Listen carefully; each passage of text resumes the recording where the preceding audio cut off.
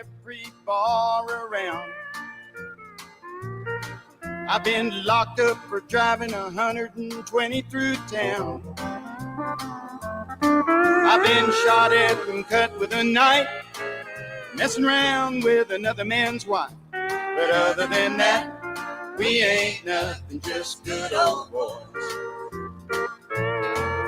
Threw my boss out the window and got fired from my last job. Hot wired a city truck and turned it over in the mayor's yard. Beat my brother-in-law half to death, lost $20. Hey, good morning, everybody. Welcome to the Wade and Carter Show. Ash here, Brent on a plane. He's heading to Washington, D.C., his annual pilgrimage that he makes every time this year, or every year this time. He'll be going to do some insurance things and related activities. So he'll be gone the rest of the week. You got me. We got Randy Gutenberger joining us tomorrow and working on what I think will be hopefully a compelling interview. If I can make it happen on Friday. Might be a little heavier than our typical Friday shows, but very important topic and guest. So we'll see. I'm not going to make any promises, but that's what I'm working on for the rest of this week. Lots to get to this morning. We'll start with AT Deerlam. Weather brought to you by the great folks. Go see Jackie at Deerlam Feed. 77 is the temperature right now. We're heading to 85 degrees. They always throw that CYA 10% chance of rain in there. So that's in there for today, but I really doubt it. Going to be windy though again, like we saw yesterday. Those winds picked up and they're going to be blowing 20, 25 miles an hour. Gusts may be as high as 30 today. So batten down the hatches and make sure you got your hat strap on. Let's see who's the first one in this morning. Judge Posey, second day in a row. Good job, Judge. I think he gets a medal for that. That's officially a streak. Once you get to two, it's a streak. Don't go streaking, though, but that's a streak. Ricky King, Mark Zepeda, also on the podium. Jordan Glass, good morning. Stout Tomko, Bobby Leister. It is Caldo Wednesday. Get over to Veracruz today and enjoy steam and bowl of Caldo, plus everything else that's on the menu is available today on Caldo Wednesday. Mark Kurtz, good morning. Marvin Mickish, Justin Glass. Linda Christ, Rena Scherer checking in, not on a cruise, not in Ireland, just home for a day or two, I'm assuming. Rena? I know it's hard to keep Calvin away from traveling. He's such a world traveler. Micah Patton, BJ Nelson, good morning. David Glass, Tammy Keeling, Amanda King, Lisa Poole. There's Jackie Parsons. Forgot to mention for all your mosquito and flea products to basically eradicate them, get rid of them. They've got you covered at Deerlam Feed, and I believe the chicks are in again. So, but this will be it. No more chicks till probably the fall because of the USDA culling of such chicks. So you got to get them now. And when I talked with Jackie, they'll have the best prices of chicks that I've seen anywhere. So just wanted you to be aware of that as well. Whacking Wing Wednesday today.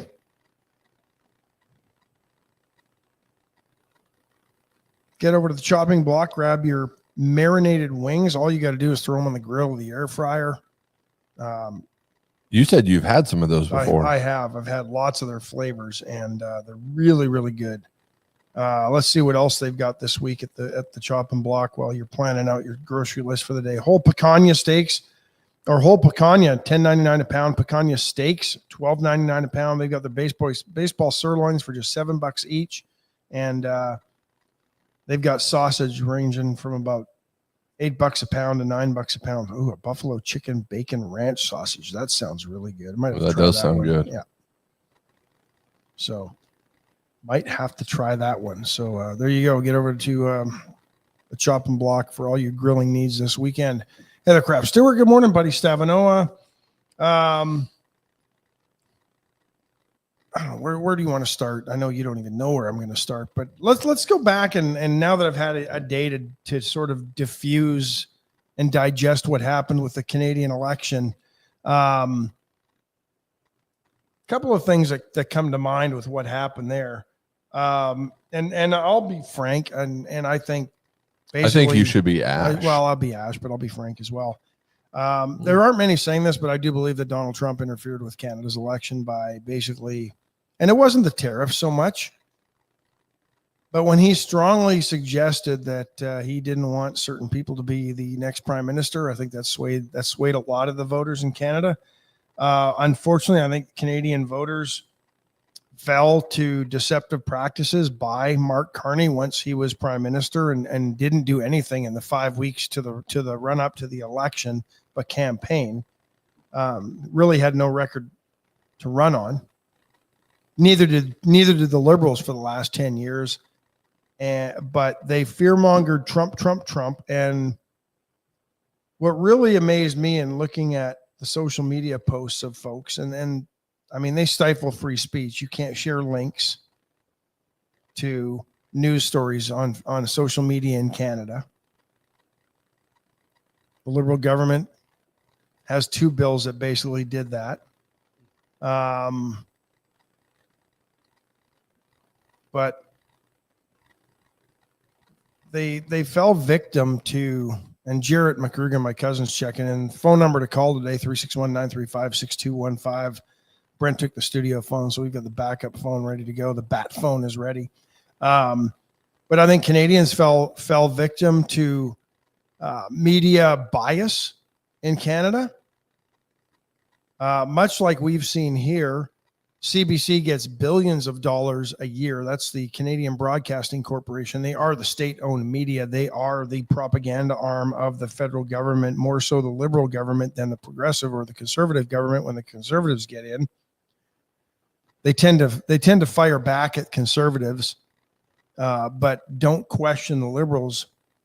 And in finding some things out last night, even your more conventional media, CTV, Global, they also get some pretty significant contributions from the federal government in the last 10 years. So I think that certainly kept the pressure off Mark Carney. But the biggest complaint that it seems the Liberals had against Pierre Poilievre was he's a career politician, and he has been. He was the youngest MP, I think, in Canada, which is a member of parliament elected. I think he was 24, 25 years old. Well, it is his cell phone, Tammy. He has a second line for the studio, so that's why he couldn't be without it. But Pierre Poilievre, he's a career politician. He's a career politician. So who do the Liberals run out there that may be worse than a career politician? A career bureaucrat. He's been appointed by government institutions in England and Canada. For the last several years, Mark Carney was an advisor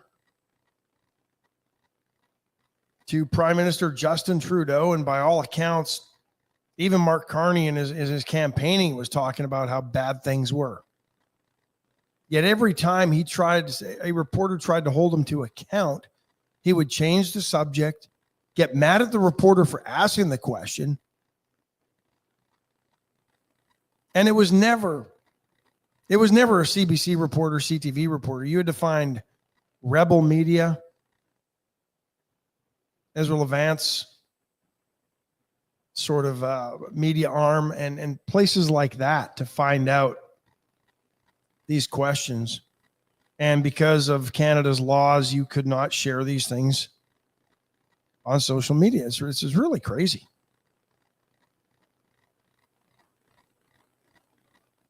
But I think that was part of it. And the fallout now for Canada is you've raised, and Mark Carney's also on the board of directors for the World Economic Forum, the WEF.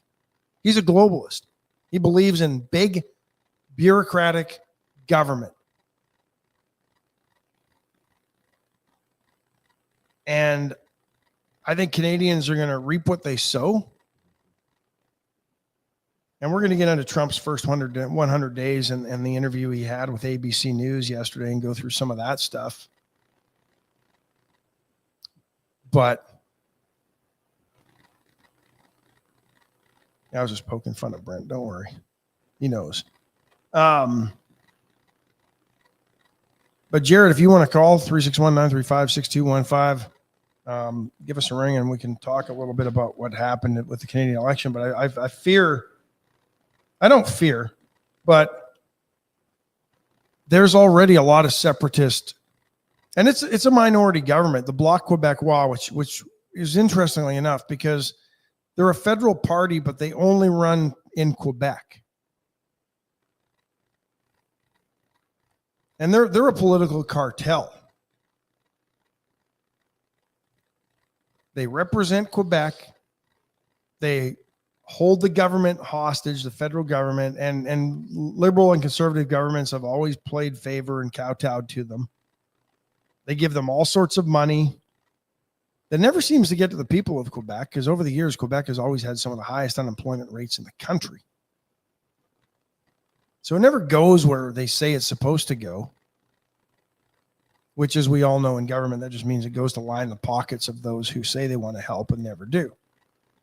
Yeah, Scott Tomko says, yeah, basically, this is a guy that was instrumental in convincing Justin Trudeau as prime minister to implement a carbon tax, and now he wants to get rid of the carbon tax. But I mean, it was almost so bold during the election to say, well, you know what? When you've reached your carbon credit limit, I guess you can't travel anymore.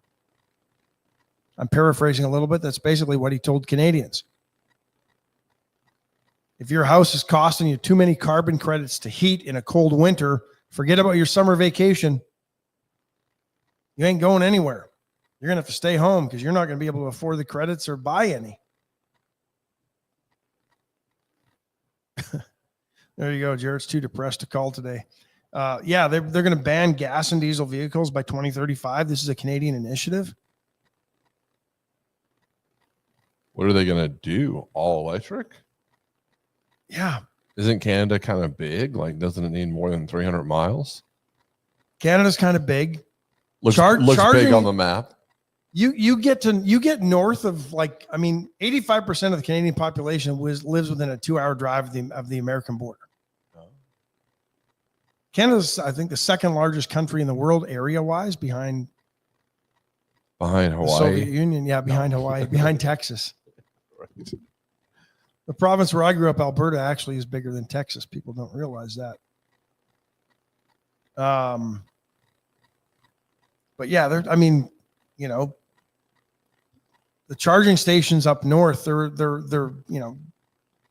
associated with the Nukshuks that the Inuit build. No, I'm kidding. They're not. There's no power up there for these charging stations. But look every winter at people who have electric vehicles and how they complain on social media about how their range goes from in theory, 200 miles to 24 miles. But as we've talked about here, Canada's big on these 15-minute cities. They are socially engineering their population. And I'm convinced Canada was the rollout for these things. And if they could get them to work and get them established and get the people to just bury their heads and be the sheep that the WEF and the globalists want them to be, then they can work on getting it into the rest of the world. I know you were real worried about this, Ash. We are good on Magic today. Good. I'm glad. Switch things up. So those of you on Magic, we appreciate you listening.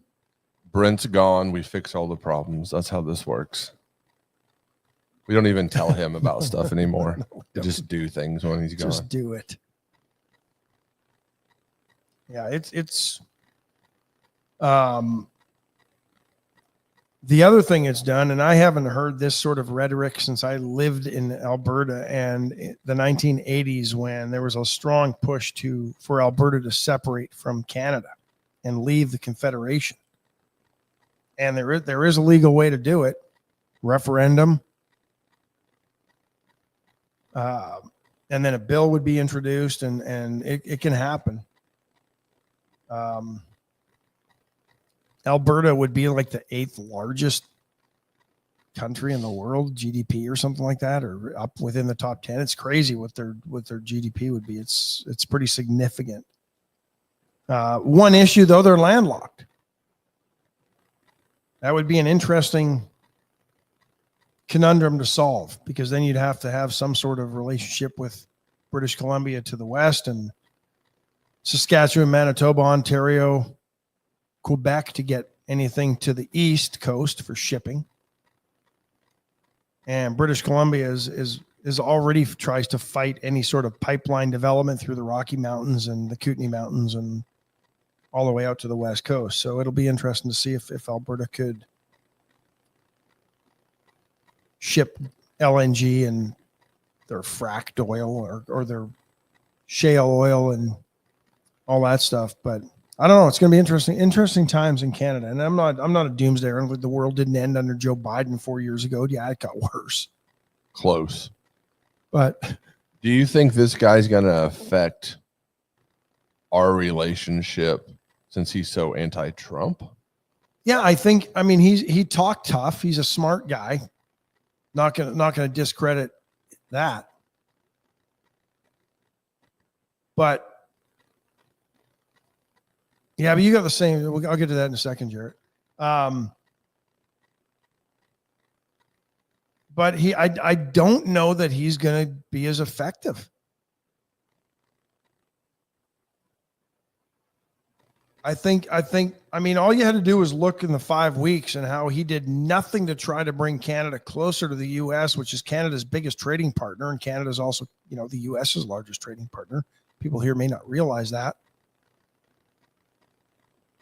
80% of traffic across the border between Canada and the U.S. is commercial goods and products that we both use, people in both countries use on a daily basis. Mm-hmm. But this is my concern.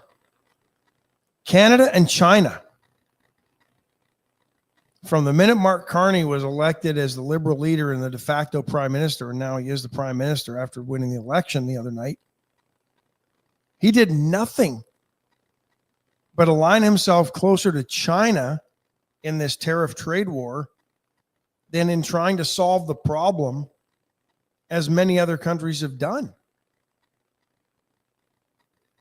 That's the concern I have for Canadians. And they're all saying, well, I'm not going to come because I'm not going to come to the border. And then they share this stupid story about two German teenagers who tried to come here and basically told the CBP Border Patrol that they didn't have jobs, but they were going to work while they were here on visitor visas. And then complained because they got detained overnight and then sent on the next flight home. They made it sound like they were sent to Guantanamo Bay for the evening. If you read their account of this. Oh, we had to stay in a cell with a murderer.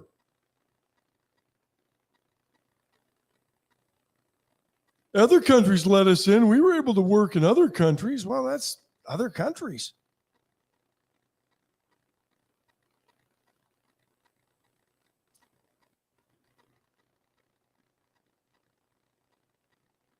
So I don't know. And then these Occupy Democrat idiots that are sending stuff around, a meme that talking about tourism's down 20%. I think I looked, it's down 3%.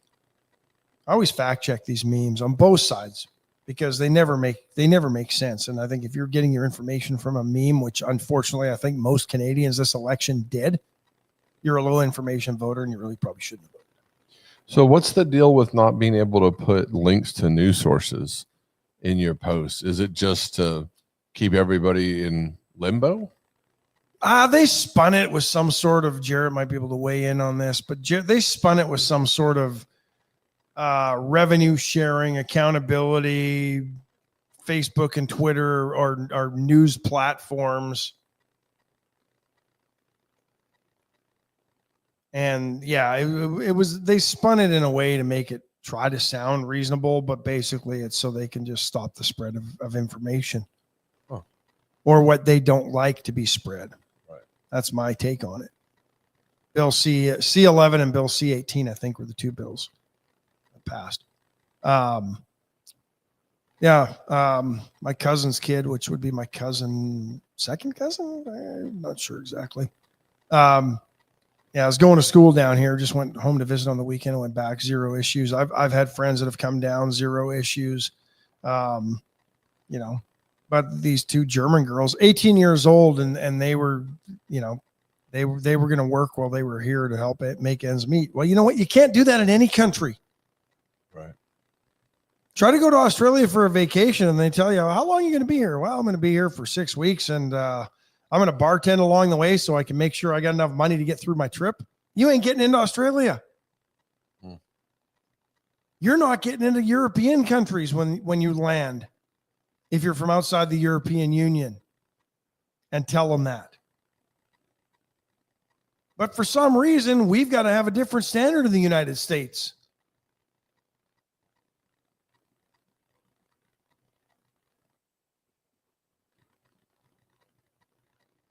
I don't know, but I'll be honest, folks. If you want to go to Canada, right now's the time. If you're in the U.S., exchange rates are historically favorable to the U.S. dollar. I mean, you're getting a 30% discount just on anything you buy because the exchange rate right now 30%. So go visit Banff this summer. Go visit Jasper, the nice parts of Canada, the Canadian side of Niagara Falls.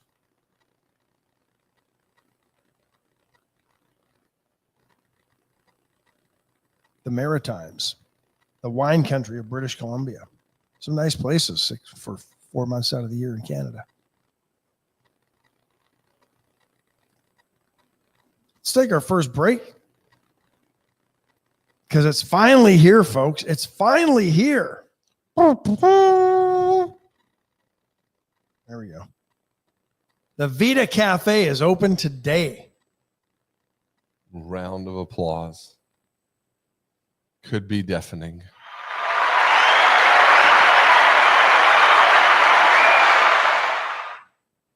The long-awaited love child of Erica Briggs and the Par Vita Wellness, the extension of the Vita Cafe up off Main Street on Nursery. I think that's Nursery Drive, isn't it? Yeah, it's off Spring Green Boulevard, but it's over there. Okay, yeah. So, if you get south of Detar, there it is. So it'll be open today. I had a chance to peruse the menu. It's really good.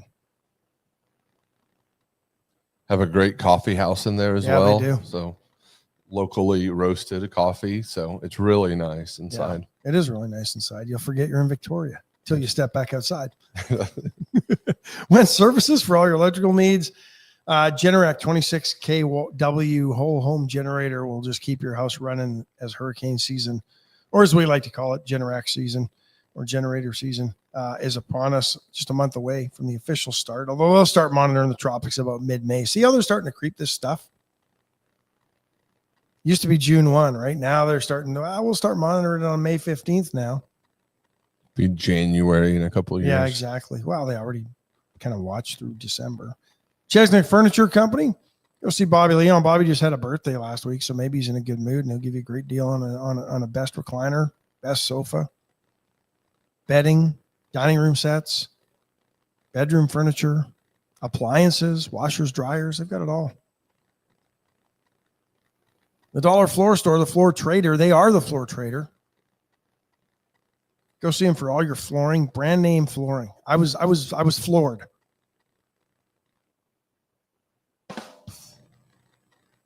When I went in there and saw the brand names and the prices.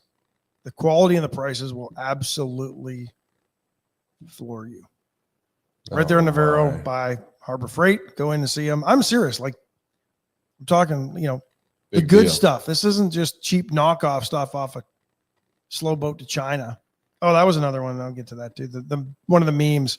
China's sending empty shipping cartons back to the U.S. Why would you float an empty shipping container to the U.S.? Ain't happening, folks. Use your head when you see these memes. Palace Bingo, where friends meet friends, will be back in May. Looking forward to that. That'll always a fun time. Hopefully nobody will shush us like we're at the library because it's just ridiculous. And White Trash Services for all your trash collection needs in Victoria County, the 8 million contiguous counties. And did you say 8 million? I did, contiguous? Yes, because that's how their reach is expanding these days. Every county's contiguous, it seems. They're going to be in Canada soon. They will be soon. They're almost there. And also White Trash Site Services. They're doing a lot of local jobs as well. Let's see what else. Melissa Hansen says where we need to whisper. Yeah. I think she's talking about bingo and not White Trash Services. White Trash. No, it is bingo. It's a little late. Michelle Wilson Hawkins says that we're about to go to Italy, and in my preparation, she's joined various groups, and all they talk about is how you need to conform to Italian ways of dress. And the people making the post are liberals from America. It's almost comical. You know, all my dresses are Italian.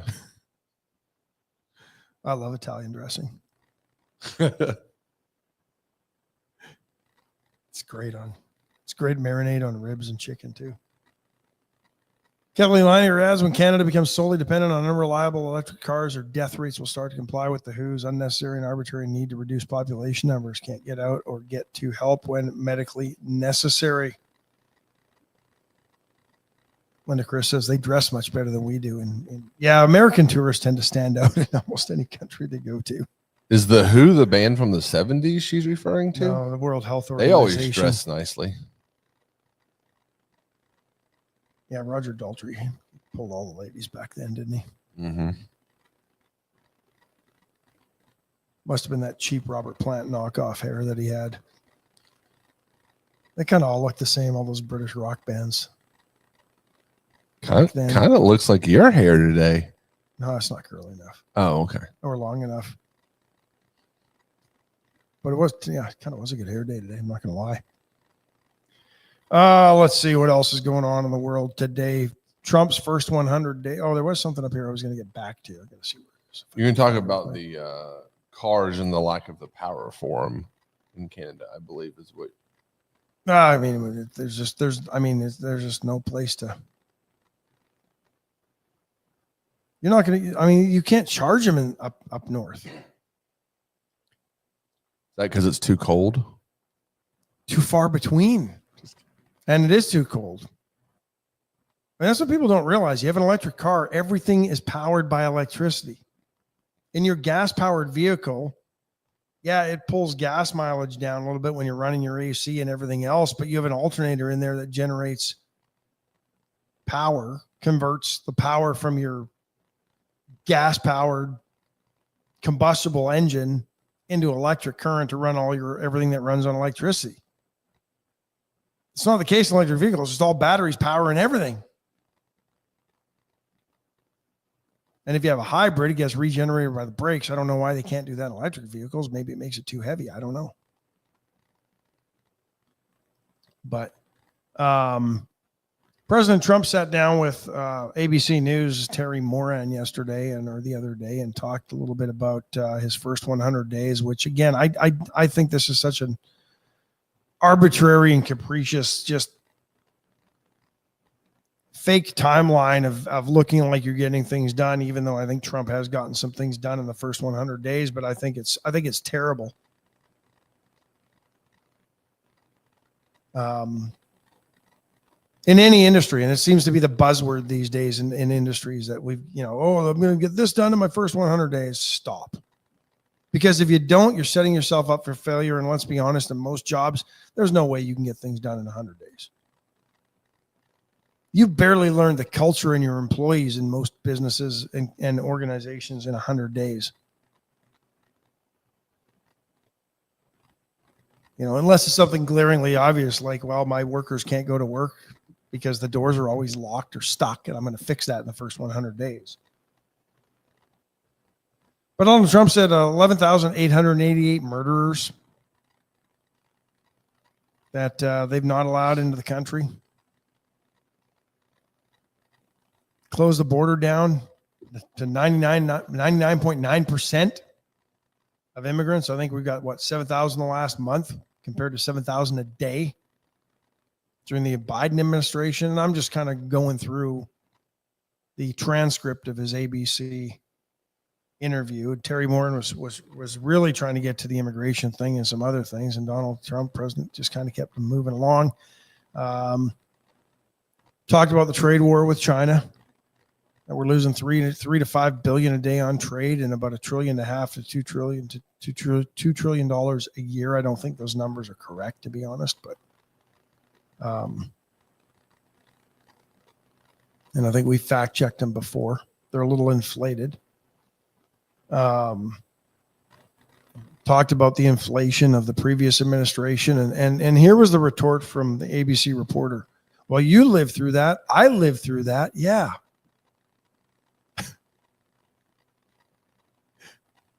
So just because you made it through a bad time, we're supposed to look back fondly on it?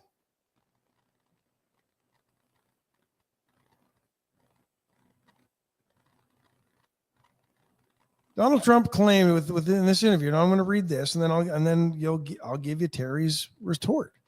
Probably the worst inflation we've ever had. I mean, we had an inflation nightmare. Now, if you look at what's happening now, we're only there for 100 days, as you say, and in 100 days we took over. That we had bad inflation for 4 years. For 2 of those years, I would say record-setting, like we've never seen. They say 48 years, the worst in 48 years. I'd say it was much worse than that. And Terry Warren goes, "You lived through that. I lived through that." Yeah. So that's the excuse. It was bad, but we made it through, so it's okay. The massive spending, and Congress I hold responsible as well, because they didn't cut spending. They kept threatening to shut down the government. They never did. Now they're back, and they've got a month basically to get the next bill done. And I listened to a Republican, I think the guy that took Matt Gaetz's position in Florida, won that election, said, "Yeah, we're working on a big, beautiful bill." Excuse me? I thought you campaigned on being a fiscal conservative, and here you are talking about a big bill. I don't think they've learned their lesson, folks. And I know Elon Musk has supposedly found lots of waste, but where is it? Where are the cuts? 140 some odd thousand federal jobs still to be cut. 50 some odd thousand were cut, and a bunch of those reinstated by judges who, again, won't uphold the law. Will just try to interpret it for whatever warped reality they're living in.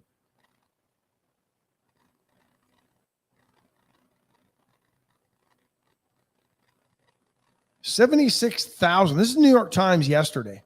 76,000 federal employees took the buyouts that they were offered. But they lumped that in with the 58,000 that were cut. About half of those have been restored, and that's how they get to these numbers that you're seeing floating around. Oh, over 120,000 federal employees were let go. We got 3 million federal employees.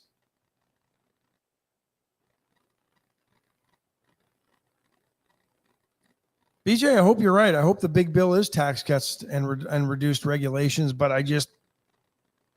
when you refer to a spending bill as a big, beautiful bill, I don't see it like that. They should refer to it as a beautiful bill that cuts spending and taxes and gets government out of our life.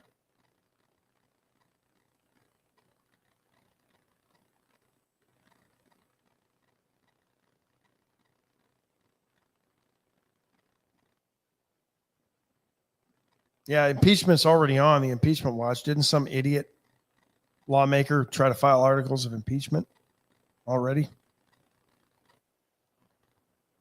It's just ridiculous.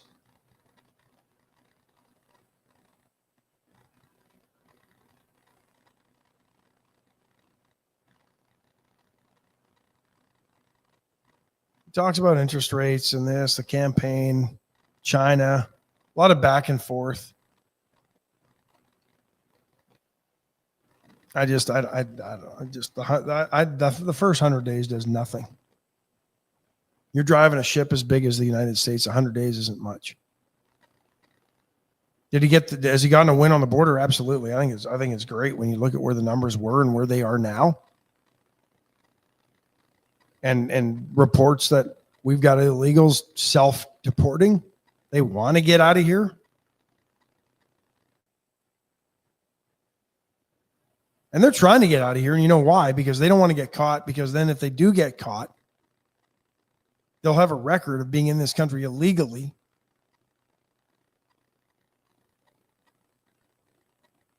And it'll make it harder for them to get back in. Or easier to deport if they get back in and get caught.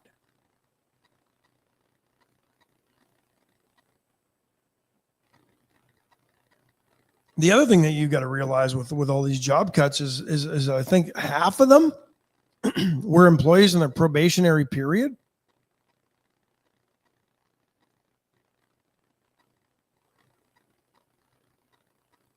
Of the 140,000, 130,000 employees, that 76,000 of them left voluntarily, took the golden parachute and walked away from the federal government jobs, probably in a position where they can cash in and start earning their pension as well. And the other 58,000 or whatever, of which 25,000 then got reinstated. So what are we talking? 27,000 employees. Has anybody really noticed a difference in their government services? I'd like to know. Comment, call, let me know.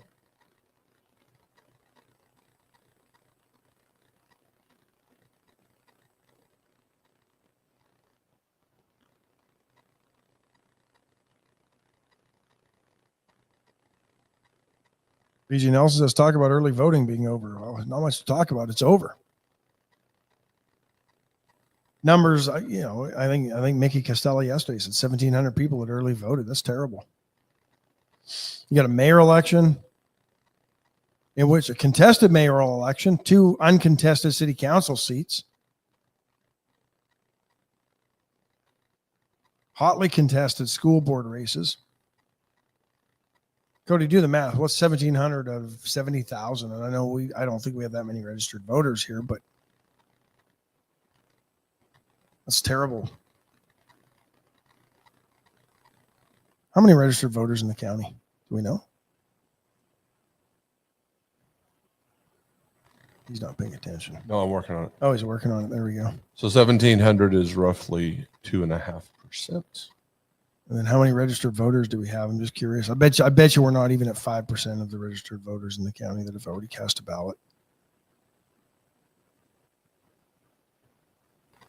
I went early voted yesterday, and there was nobody there. 3 other people. So, the last number we have from the Secretary of State's 2022 is 56,411. So that's 3.5%. Yeah, terrible.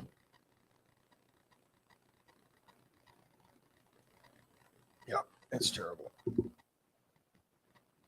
Let's see what else is going on in the world.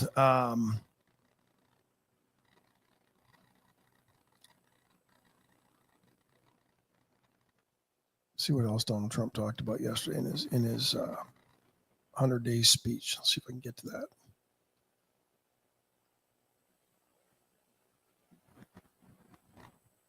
Macomb County talked about taking our country back from a sick political class that got rich selling America out and bleeding America dry. He's not wrong. Both parties guilty.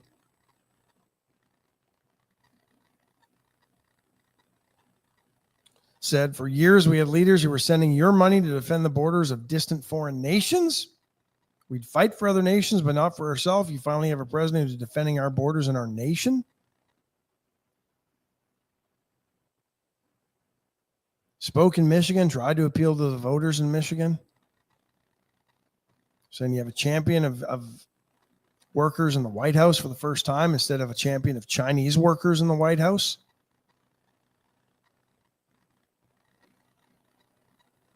He's not wrong.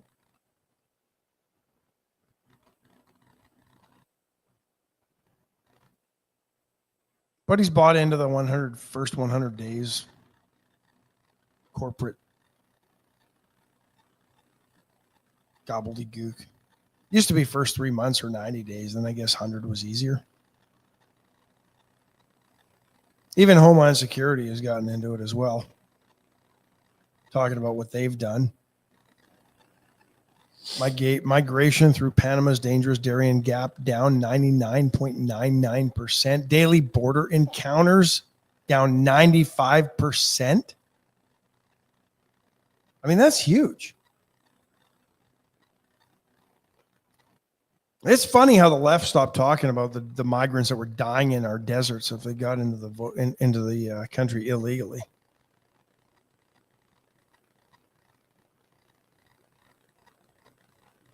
Linda Chris says Victoria's never been known for voting in elections. No, but they sure are known for complaining and bitching about what goes on in this town, but never voting to try to make a change.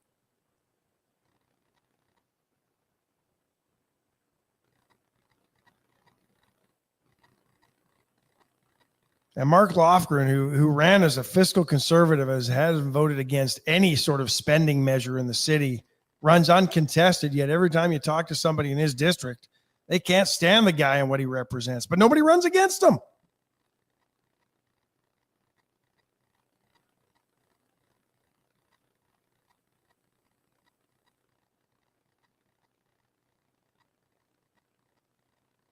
Tammy says voters in the county can't vote on the city election, so let's cut that down to 40,000.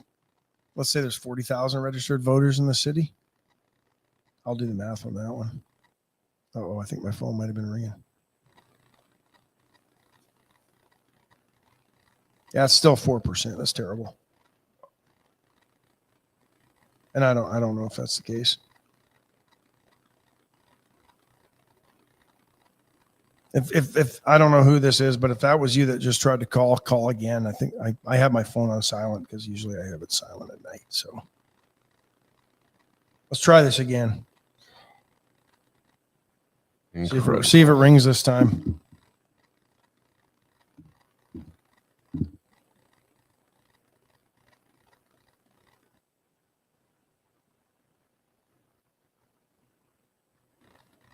Linda Chris says more people vote in presidential elections, not much on the other ones. That is the reality of it. And you know what's sad?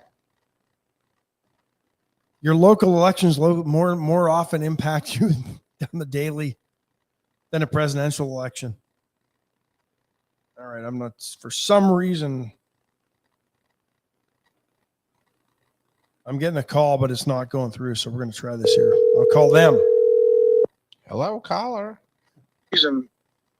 Good morning. I don't know why the calls aren't going through, but I'm assuming since you called back, you're trying to get on the show this morning. Call them.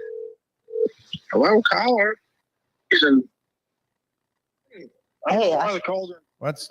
Oh boy, that's all jacked up. Boy, technology ain't working so well here. First time caller, long time listener. All right, let's try this again. Telephone number 6. All right, we'll have to try to get that sorted out. That was weird, getting all sorts of feedback and loops of what we were saying. So I don't know. There we go. Look at that. There we go.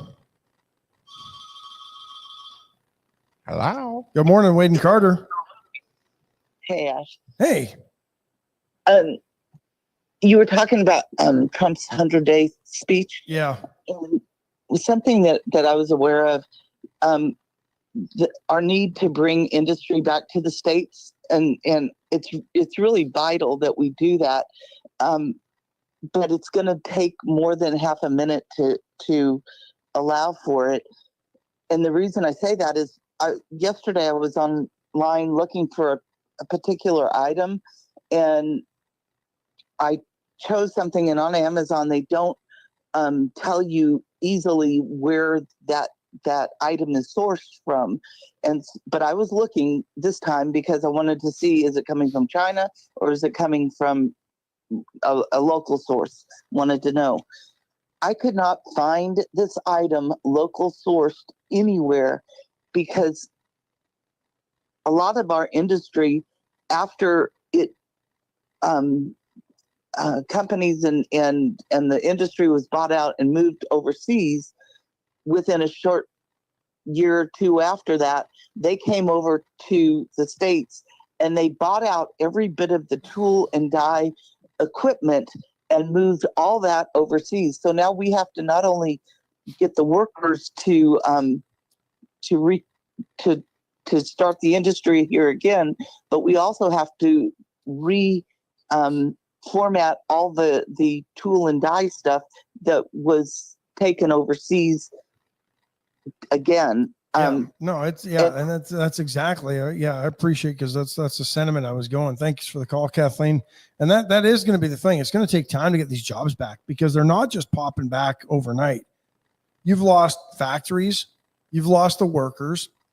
If you're a machinist,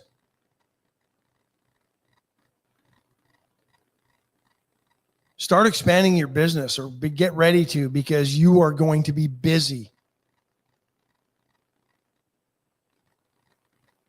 But we can't just blame the Chinese.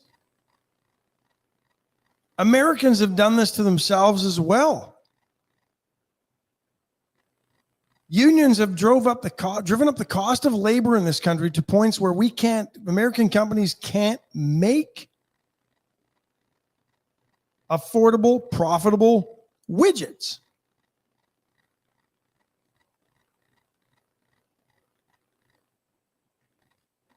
And you have the Koch brothers recreating their plants that are in America in China. Then they bring over the Chinese people to train under the Americans here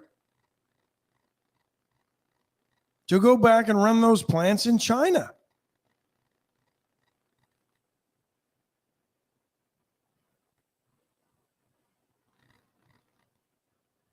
Former DuPont employees that ended up working in Avista not happy with the way they were treated. You can't tell me that if the Koch brothers could, and maybe they won't because of politics right now, but if they could have found a way to just take everything to China, bye-bye Avista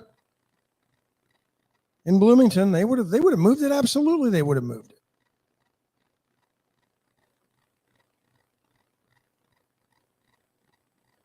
But these jobs coming back are going to take time, and that's where voters forget this stuff.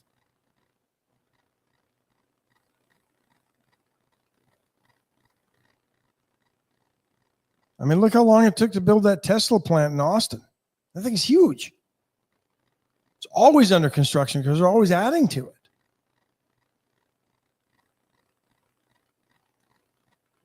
Now they've got a whole wing there that they're building to rebuild cars that have been trashed by vandals.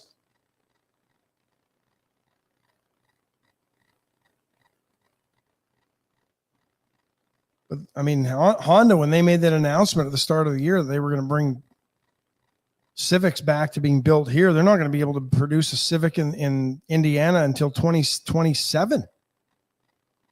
It's going to take them that long to build the factory. I'm hoping they can find the skilled workers necessary to build it.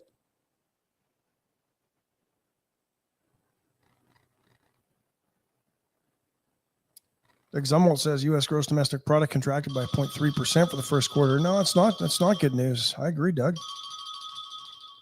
How bad is it going to get in Canada? Hello, caller. Hey, Good morning, Ash. Hey, good morning, BJ. How are you? Great. Boy, Kathleen is right spot on. Oh, she is. Absolutely. It reminded me of a situation I remember years ago. I'd taken my children to the Bluebell factory for a tour in Brenham. And they ask you to, that's when we had cameras, we didn't have cell phones so much, but you would have to turn your camera in because you couldn't take pictures of the processes that were going on.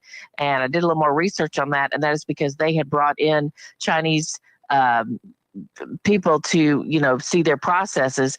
And then they took all that back and started doing ice cream using that same process that they had studied when they came over and making ice cream over in China. Now, I don't think Bluebell's suffering here, but think about all the other industries that they've done that to. Why were we an open door saying, come look at what we do and take it back with your, cheap labor, even though we're huge Shark Tank watchers. And same thing there. They'll talk to an entrepreneur and they'll say, well, have you taken it overseas to a co-packer? Have it done overseas. So they're even promoting that. So we've got to change the mindset to bring all that kind of working back to America.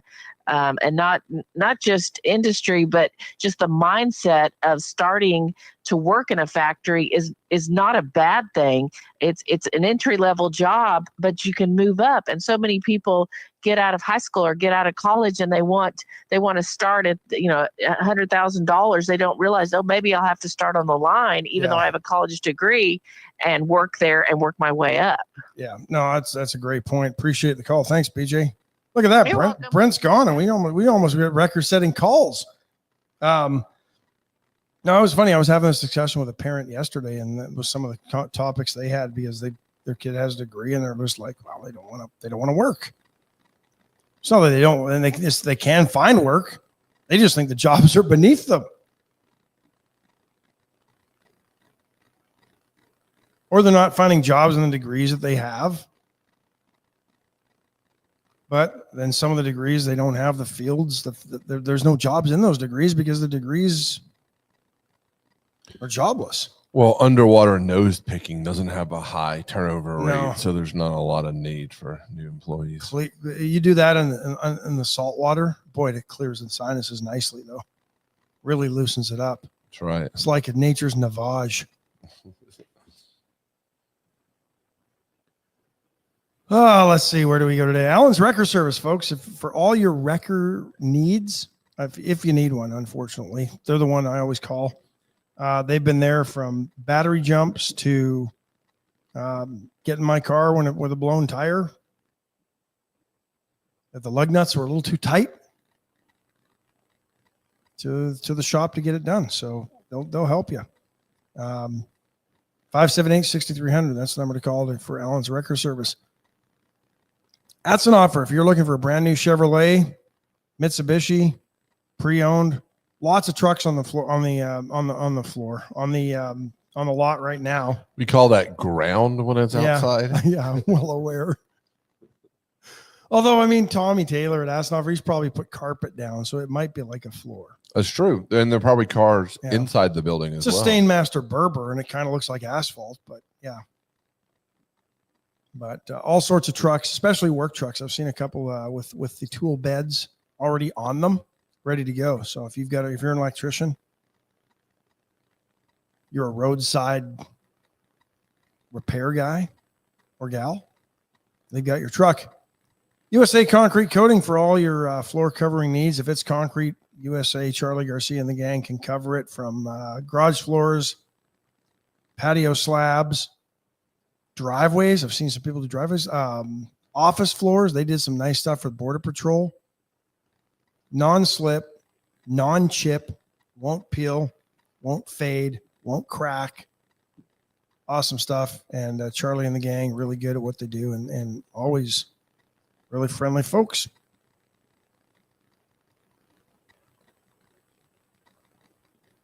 Switch gears a little bit here. First State Bank Astros update. Stop by and see the First State Bank right there at Salem and Stockbauer. Also, Louise, Sugarland, just great folks. Patricia Nagel running the streets now between here and Sugarland on the daily, it seems. But Lolly's got things covered at the Victoria branch at Stockbauer and Salem. So go by and see Lolly. She'll take care of all your banking needs. Astros took care of needs yesterday. They were trailing early when I saw the score, and then they come back to beat the Tigers 6-4. They're on a bit of a roll. Scored 3 in the 6th and 3 in the 7th. And gave up a couple in the 9th, but it wasn't nearly enough. So the Astros come back to win and play in Detroit at home. One of those weird little scheduling quirks. They were on the road for the weekend. They come back home, play Detroit for 3. So they've won 2 in a row after dropping 2 to the 2 out of 3 to Kansas City. And then they hit the road again this coming weekend. So, but Ryan Gusto, 6 strikeouts. Pretty strong outing for him. And the Astros now have won 2 in a row. They'll play the Tigers again tonight. Hockey half minute. Because I know Tomko's just waiting. New Jersey Devils got out a 3-0 lead and then lost the game 5-4. In 2 overtimes, the Carolina Hurricanes become the first team to win their series and move on. They win it in 5. Ottawa Senators stayed alive, 4-0 win over Toronto. Fans in Toronto have to be sitting here going, uh-oh. Their butts are clenched. It wasn't that long ago that Ottawa came back and I think beat Toronto from was at Boston 3-1 series deficit. Toronto just struggles to close out series when they get to 3 wins. And now the series shifts back to Ottawa. I watched that game, and when Ottawa went up 2-0, Toronto fans just collectively crapped their pants. They were like, uh-oh, here we go again. And I think they outplayed Ottawa as well, but Ottawa rode a hot goaltender to the win, and now I think Toronto's in trouble. I hate to say it, 3-2. I don't hate to say it because I'm not a Leafs fan, but Minnesota and Vegas, that one went to overtime. Vegas won that one 3-2 in overtime, and the Oilers have now a 3-2 lead over the LA Kings. Oilers look like they were in trouble early in that series. They were down 2-0, and they've won 3 in a row, so we'll see. There's your hockey half minute. Most in-depth hockey coverage in South Texas. You won't find any better coverage anywhere in South Texas.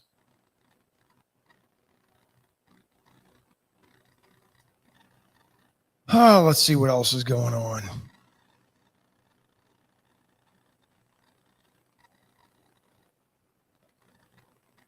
New York Times, always that Trump says he's issued more executive orders than any modern president.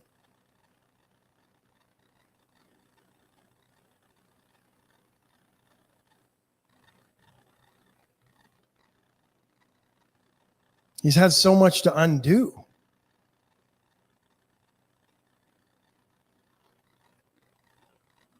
And he's also been hit with more federal lawsuits than any other president at this point.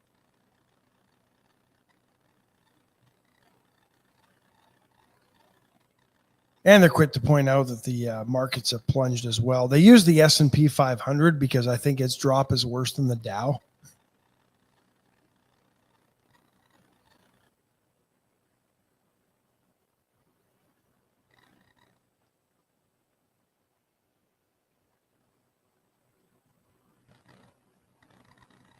Let's see what else is going on. Anybody watching the power outages in Spain and Portugal and other parts of I think France is involved in that a little bit. Lots of problems there with the power outage, and it's got me worried about our grid. Is anybody convinced that the grid in Texas is going to survive? We always talk about a cold snap hampering our grid, but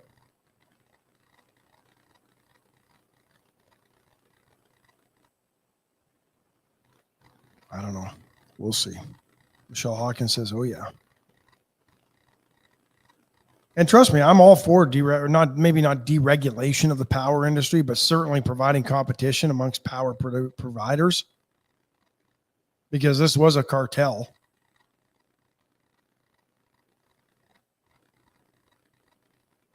Yeah, I think when Kathleen, the mainstream media is quick to point out the drops in the market, but crickets when they come back up. Yeah, because what is it for the last 5 days? I think the markets have rallied. I think the Dow Jones has almost given back everything that it's lost since the start of the term. But here's how the markets don't even make sense anymore, really. Because Joe Biden was still our president after November 4th. Policies didn't change, but the markets went to record highs, like pushing 44,000, the Dow Jones, from election day till inauguration day. For what? Purely on emotion and optimism. Maybe some fourth quarter earnings reports, but not a whole lot.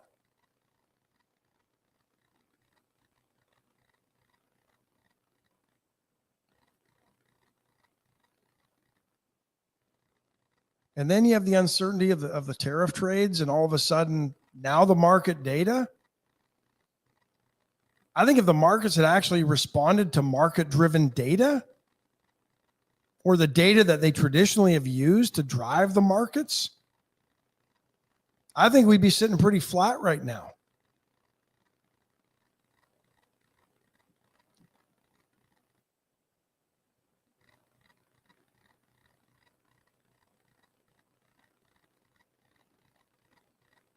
And this is a trend that has sort of happened since the birth of the internet and all those internet stocks that went crazy in the early 2000s with nothing. They had nothing.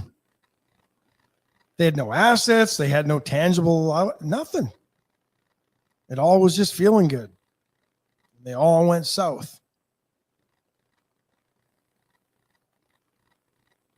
DJ says a lot of the new homes in Burnie have generators. Yeah, it's interesting. Some of the new home builders in Canada, when I watch the hockey games, and they're putting solar panels on the roofs of new homes up there.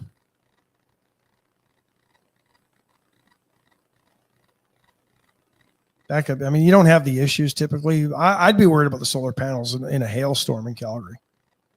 Pretty frequent. But you typically don't need the backup generators. They bury the lines deep enough. They don't freeze like they do down here during cold snaps and freezes. But yeah, lots of interesting things going on in Spain and Portugal and the Iberian Peninsula and what's happening. Melissa Hansen says she hears generators weren't even working over there. Yeah, it's interesting. But I guess if you're